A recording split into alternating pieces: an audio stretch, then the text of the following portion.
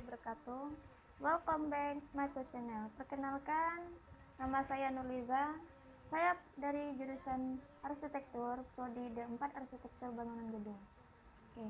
Bila di sini sebelum saya mulai masuk ke materi penjelasan, izinkan saya mengucapkan terima kasih kepada Bapak Ester Putra karena telah memberikan materi tentang Universal Design ini sangat berguna bagi kami sekarang, yaitu semester 5, karena mengenang banyak Universal Design ini kurang diperhatikan dalam bangunan. Ini sangat bermanfaat bagi kami untuk dipelajari. Di sini saya mengambil ada 2 analisa, yaitu dari UIN Sunan Kalijaga, itu ada berada di Yogyakarta, sedangkan Universitas Brawijaya yang kedua yaitu berada di Malang. Di kedua ini saya mengambil analisanya, itu ada kekurangan dan kelebihan dari setiap desainnya. Oke, kita akan masuk tentang prinsip universal design. Pasti di pikiran kita pasti mendengar universal itu sangat familiar, betul tidak? Di sini ada 3 bagian yang saya akan artikan lebih sederhanakan dalam pengertiannya. Ada prinsip, universal, dan ada juga desain. Prinsip itu dasar, universal itu umum, sedangkan untuk desain itu bangunan yang akan kita rancang. Jadi, jika kita simpulkan dari definisi prinsip universal design ini merupakan dasar pemikiran kita, pemikiran yang bisa mengatasi masalah secara menyeluruh, itu si pengguna bisa memakainya dalam pembangunan tersebut. Yang dapat kita artikan bahwa prinsip universal design ini merupakan dasar atau landasan pemikirannya, atau kita jelaskan pemikiran yang sifatnya itu mementingkan secara menyeluruh, baik itu manusia, tidak ada pandang apapun. Di sini saya sebelum masuk lebih mendalam akan menjelaskan atau membacakan sedikitlah informasi tentang universal design. Di mana saja sih negara yang berkembang yang telah menerapkan universal design ini? Yang pertama berada di Australia, yang kedua Brazil, yang ketiga ini Belanda, yang keempat Kanada, yang kelima India, dan yang keenam Italia, yang ketujuh Irlandia, yang kedelapan Norwegia, Jerman, Prancis, dan Swiss. Ada juga sejumlah negara di kawasan Asia Selatan. Oke. Baiklah. Di sini materi universal design sangat bagus sekali. Karena di sini bukan hanya mempertimbangkan sebagian dari pengguna, tapi di sini bisa mempertimbangkan dari 2 pengguna atau seluruh. Karena di sini universal ini mempertimbangkan keseluruhan dari desain. Oke. Kita masuk ke slide selanjutnya, yaitu desain universalnya, yaitu dikemukakan pertama kali oleh arsitek Ronald Elmetz. Bayangkan, pertama kali dia mengemukakan prinsip desain universal, yaitu Ronald Elmetz itu pertama kali. Sekarang kita akan masuk ke 7 prinsip rancangan yang Story and Palette itu tahun 2011. Apa saja sih? Baik, kita lihat satu per satu. 1. Yaitu prinsip dapat digunakan oleh semua jenis pengguna, equitable use. Kedua, itu ialah prinsip flexibility dalam penggunaan fleksibilitas individu. Jadi, di setiap ini bagian-bagian dari 7 prinsip rancangan ini berbeda-beda. makna dan pengertiannya. Yang ketiga yaitu prinsip sederhana dan mudah digunakan. Yang keempat itu prinsip informasi yang memadai. Jadi ini harus menyesuaikan informasi si pengguna. Selanjutnya kita akan bahas yaitu yang poin kelima. Apa sih poin kelima? Pasti penasaran. Kita tunggu sebentar. Yang kelima itu prinsip toleransi atas kesalahan. Bayangkan, dalam penggunaan bangunan aja ada toleransi. Apalagi dalam kita waktu ibadah harus ada toleransi dengan sesama. Masya. Oke. Di sini nama kerennya tolerance for error. Tolerance for error. Prinsip toleransi atas kesalahan.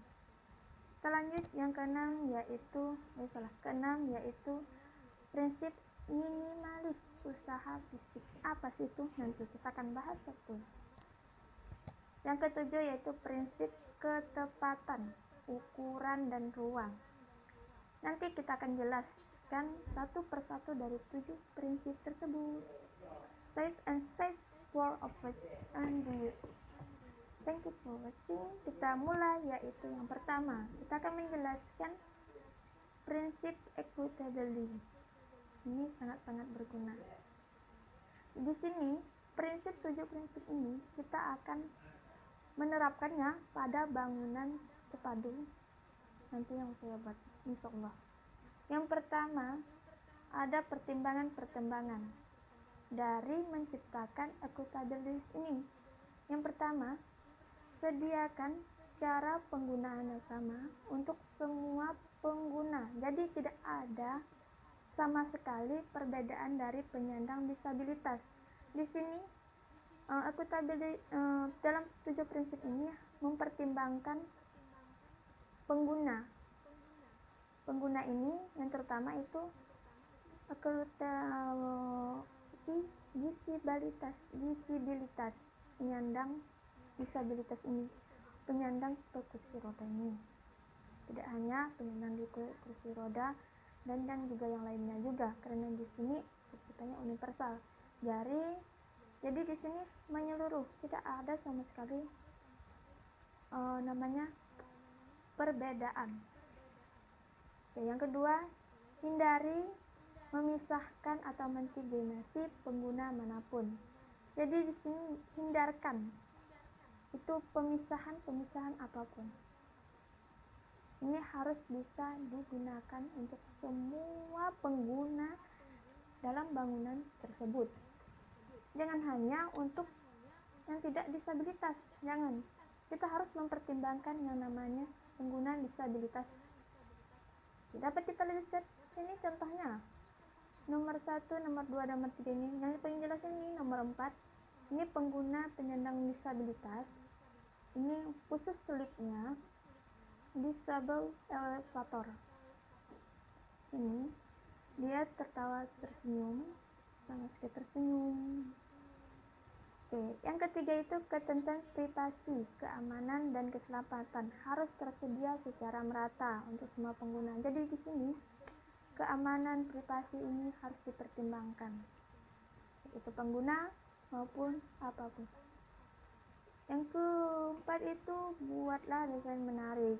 Jadi di sini kita jangan hanya membuatnya, menggunakannya juga kita harus menarik perhatian agar bisa menariknya. Yang kedua yaitu prinsip fleksibel dalam penggunaannya. Dengan tangan kiri atau kanan itu harus dipastikan. Yang kedua itu memfasilitasi keakuratan, ketepatan pengguna. Yang ketiga itu memberikan kemampuan beradaptasi dengan kecepatan pengguna. Di sini dapat kita lihat contoh nomor 1 ini tentang menikmati suasana bersama teman.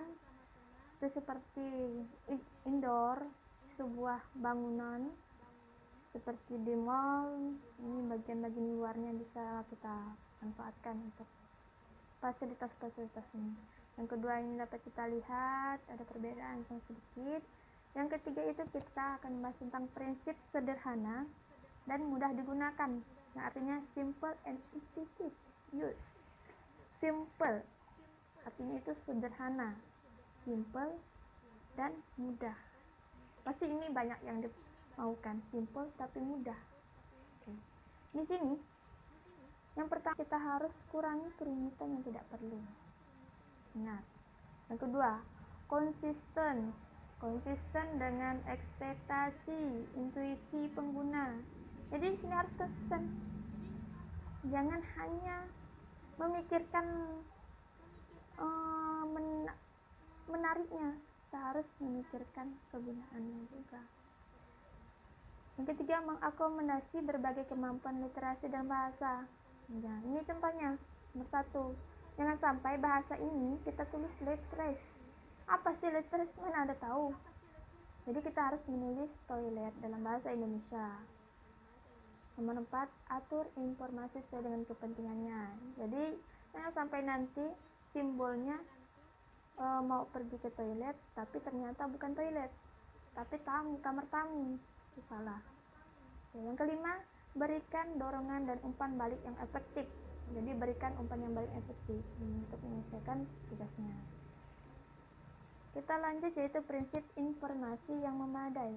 Jadi di sini ada beberapa metode dalam menyampaikan informasi, baik itu ini bisa digunakan oleh seluruh pengguna, terutama ini disandang disabilitas yang buta huruf, bisa buta penglihatan, bisa dengan braille, antara audition visual, difabel kornea. Ini ada beberapa dari pertimbangan untuk prinsip informasi yang memadai. Yang pertama, gunakan sebagai metode sebagai gambar sentuhan. Yang kedua, berikan kontras yang memadai, maksimalkan keterbacaan informasi penting. Yang keempat itu, jedakan elemen dengan cara yang bisa dijelaskan. Yang kelima itu memberikan compatible perangkat yang digunakan orang-orang keterbatasan sensori. Jadi kita harus mempertimbangkan seluruhnya, jangan hanya bagian. Sayang sekali, kasihan mereka yang disabel tidak menikmati fasilitas tersebut. Oke. Selanjutnya itu prinsip tolerance atas kesalahan, tolerance for error. Di sini dapat kita lihat untuk menaiki ram tangga ini. Ini juga caution, please hold the handrail. Ada kesalahan juga. Oke, di sini yang pertama itu desanya meminimalis bahaya dan konsekuensi merugikan dari si pengguna. Yang kedua, berikan peringatan tentang bahaya dan kesalahan. Jadi di sini nomor 2 ini sangat jelas, berikan peringatan tentang bahaya dan kesalahan. Nih, call attention, please hold the handrail. Jadi di sini ada peringatan bahwa handrail ini berbahaya.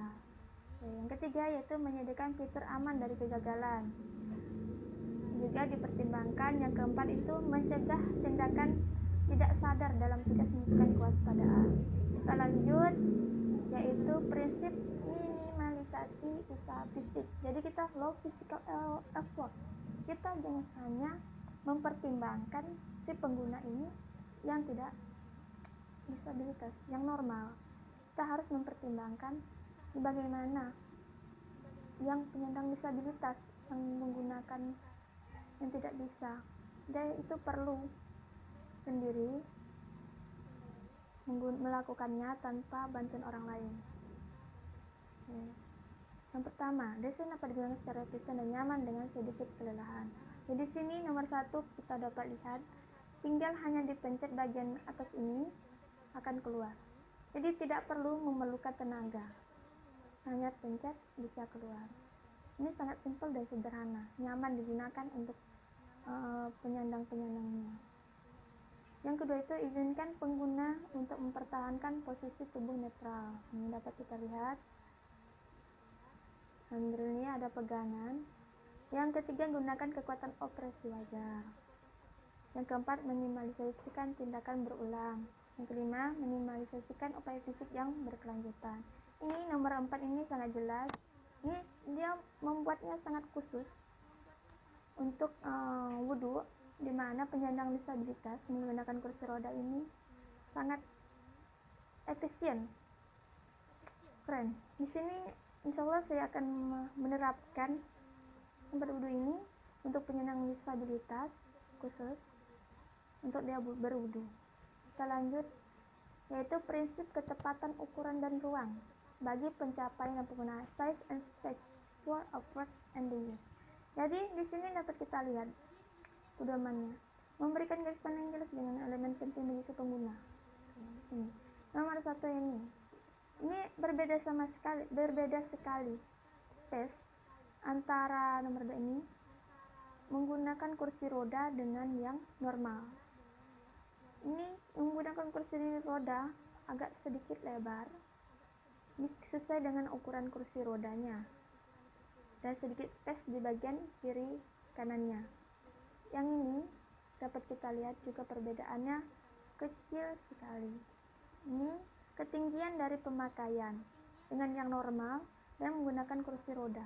Ini sangat-sangat berbeda dari ketinggiannya. Kenapa? Karena berbeda ini karena mempermudah penyandang disabilitas ini. Oke, di sini saya sedikit menjelaskan tentang gimana sih keluh kesah penyandang disabilitas. Di sini saya ada membaca sedikit tentang keluhan penyandang disabilitas. Ketika saya membacanya sangat-sangat sedih sekali karena dia mengungkapkan isi hatinya. Kenapa sih di bangunan ini tidak ada pertimbangan untuk penyandang disabilitas seperti kami? Apakah ini tidak patut untuk kami? Itu tidak wajar. Seharusnya kita harus bisa mempertimbangkan itu untuk penyandang disabilitas. Bayangkan bagaimana jika kita di posisi mereka. Jangan sampai. Oke. Kenapa kita akan membahas tentang universal design ini, di mana kita bisa mempertahankan penggunaan itu seluruhnya bisa digunakan oleh kita. Jangan hanya yang normal, tapi yang biasa juga. Yang di penyandang disabilitas ini dia ingin tidak menyusahkan orang lain tanpa bantuan orang lain. Banyak sekali contohnya itu pada analisa bangunan di UIN di Yogyakarta dan Universitas Brawijaya di Malang, yaitu sedikit sekali tapi dia berusaha untuk menerapkan desain universal. Keren sekali. Saya sangat-sangat bersyukur karena dapat menerima materi tentang universal design ini, di mana di sini kita dapat mempertimbangkan masalah-masalah disabilitas, baik itu buta penglihatan, pendengaran, dan lain-lainnya. Masih banyak sekali. Mengingat setiap bangunan itu jarang menggunakan penerapan penyandang disabilitas. Jadi di sini kita harus ingat bahwa membuat bangunan itu kita harus secara mempertimbangkan pengguna yang lain. Jangan hanya sebagian pengguna. Kita tidak memandang pengguna disabilitas, jangan. Kita harus memandang seluruhnya, baik itu penyandang disabilitas yang normal ataupun cacat atau apapun segalanya. Kita harus bisa. Oke. Kita lanjut. Oke. Mungkin dari semua ini dapat kita lakukan bahwa ini semua adalah hikmahnya. Oke, ternyata sudah habis. Ini waktu. Semuanya terima kasih telah mendengarkan video ini. Terima kasih selaku dosen kami, Pak Estar Putra. Ini banyak sekali yang dapat saya ambil dari materi universal design ini. Saya mencoba lebih menggali lagi bahwa sangat sedikit dalam menerapkan desain universal ini di dalam bangunan. Di sini hanya saya ambil analisa, yaitu berada di UIN Sunan Kalijaga Yogyakarta yang pertama, yang kedua itu Universitas Brawijaya di Malang. Sayang sekali hanya di dua tersebut yang mempertimbangkan universal design. Semoga semakin banyak nantinya kita menerapkan desain universal ini di dalam bangunan. Semoga berguna dan bermanfaat. Oke, mungkin itu yang dapat saya sampaikan dari presentasi universal design. Kurang lebihnya saya mohon maaf. Oke, maaf. Di sini kurang lebihnya saya mohon maaf. Wabillahi taufiq wal hidayah. Wassalamualaikum warahmatullahi wabarakatuh. See you again. See you tomorrow.